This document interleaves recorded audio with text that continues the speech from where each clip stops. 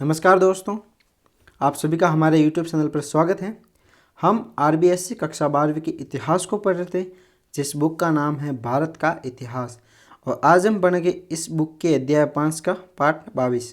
हमने 4 अध्याय पढ़ लिए, तो अभी तक आपने पिछले वीडियो नहीं देखे तो आप प्लेलिस्ट में जाकर वीडियो देख सकते हो।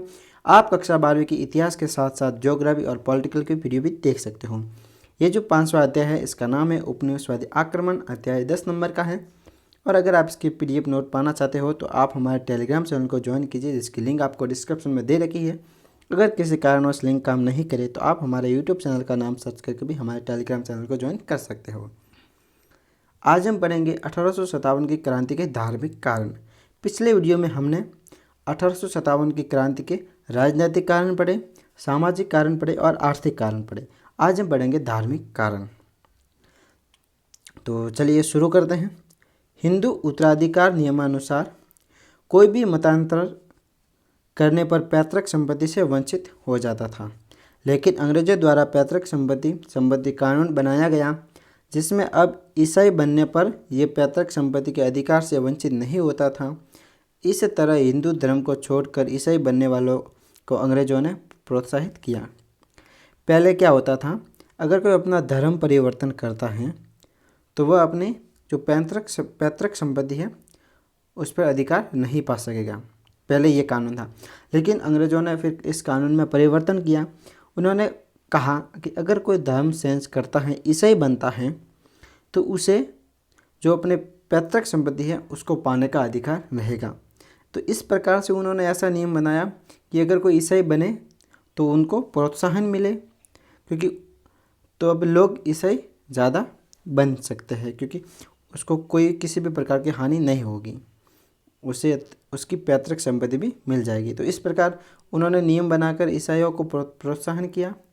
आगे, ईसाई मिशनरियों द्वारा आर्थिक प्रलोभन व अन्य उपायों से मतांतरण का नियोजन अभियान किया गया। इन्हें राजकीय सहायता मिलती थी।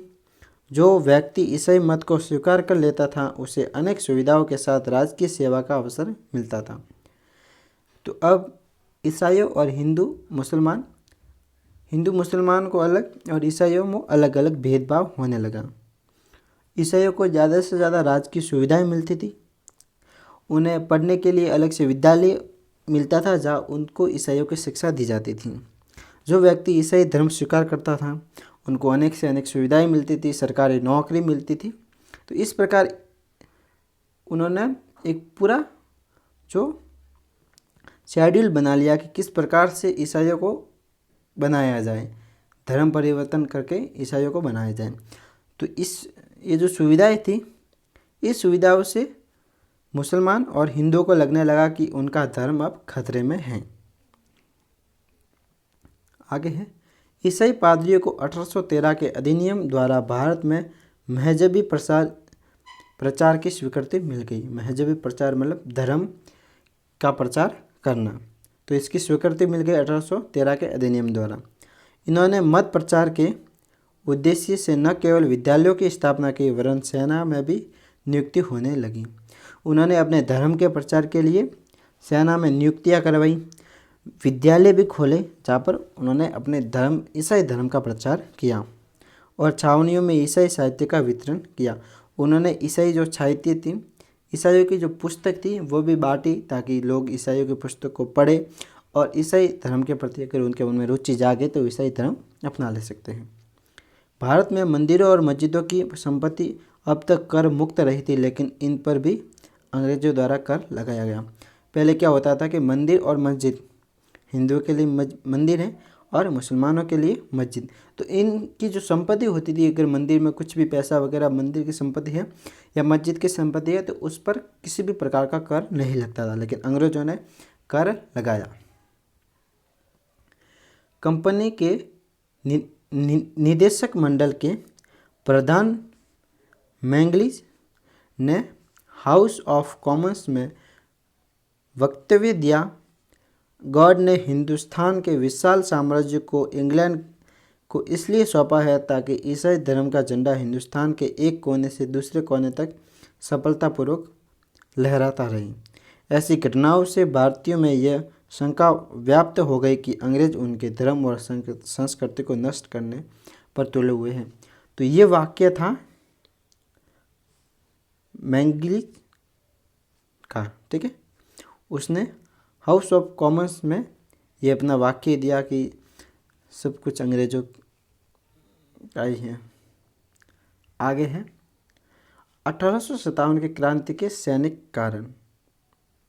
तो इसको भी पढ़ते हैं।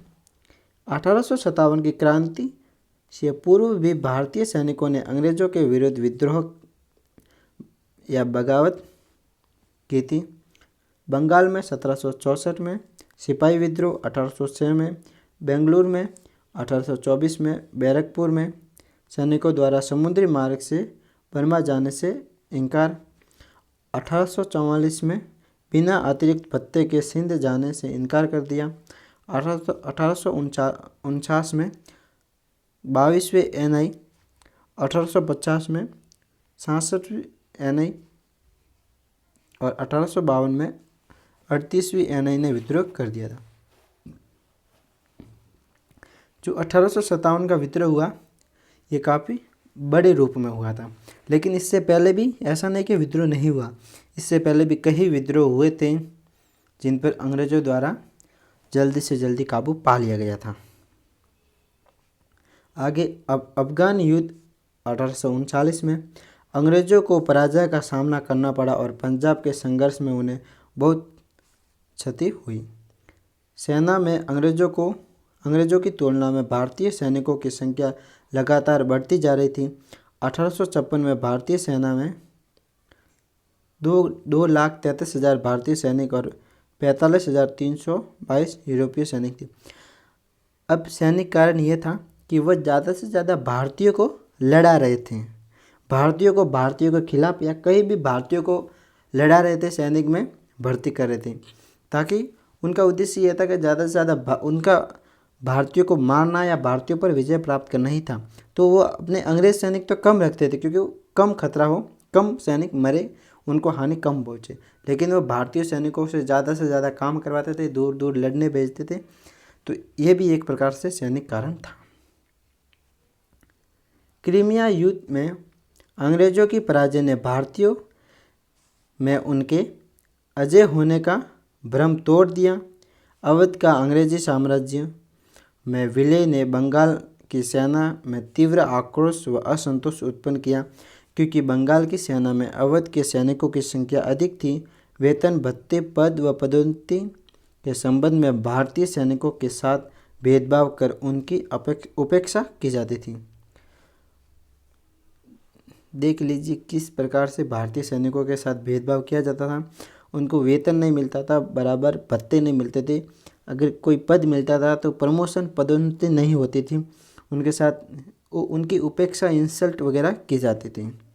भारतीय सैनिक को वेतन 9 रुपये मासिक, जबकि यूरोपीय सैनिक को 60 से 70 रुपये मासिक दिया। तो वेतन में भी इस प्रकार का इतना बड़ा भेदभाव होता था।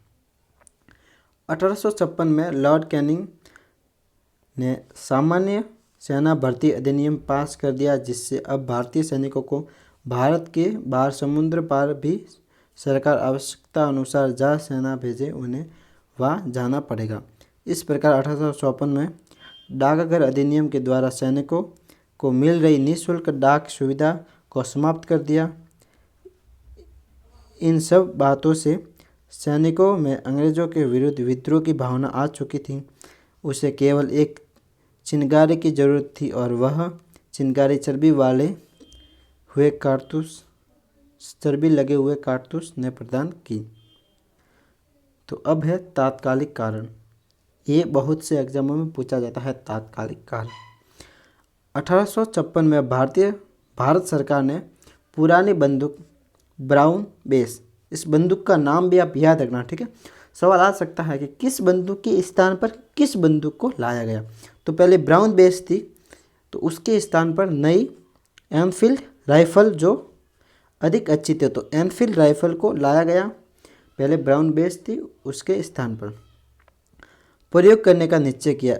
इस नई राइफल में कारतूस के ऊपरी भाग को मुंह से काटना पड़ता था। जनवरी 1857 में बंगाल की सेना में यह बात फैल गई कि नई राइफल्स के कारतूतों में गाय और सूअर की चर्बी का प्रयोग किया गया।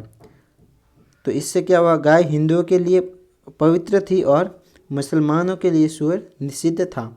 तो फिर दोनों ने मिलकर विद्रोह किया। कारतूसों में चर्बी होने की जांच की गई। जॉन केई व लॉर्ड रॉबर्ट्स ने भी इस सत्य को स्वीकारा। इस घटना से सैनिक भड़क उठे, अंग्रेज़ों के विरुद्ध आक्रोश फैल गया। उनकी यह धारणा बन गई कि अंग्रेज हिंदू और मुसलमान दोनों का ही धर्म नष्ट करने पर तुले हुए हैं। चर्बी लगे कारतूसों की घटना ने विद्रोह की चिंगारी सुलगा दी और उससे जो धमाका हुआ उसने भारत में अंग्रेजी राज्य की जड़ें हिला दी। तो इतना लंबा कारण चला आ रहा था जिसमें हमने धार्मिक कारण, राजनीतिक कारण, आर्थिक कारण सब देखे। तो इससे सारी जनता तथा सैनिकों में असंतोष उत्पन्न हो गया और उस असंतोष को चिंगारी दी इस चर्बी वाले कारतूस में। तो तत्कालिक कारण था चर्बी वाला कारतूस। तो दोस्तों आज के लिए इतना ही। वीडियो देखने के लिए आपके लिए धन्यवाद। आपको बहुत बहुत धन्यवाद।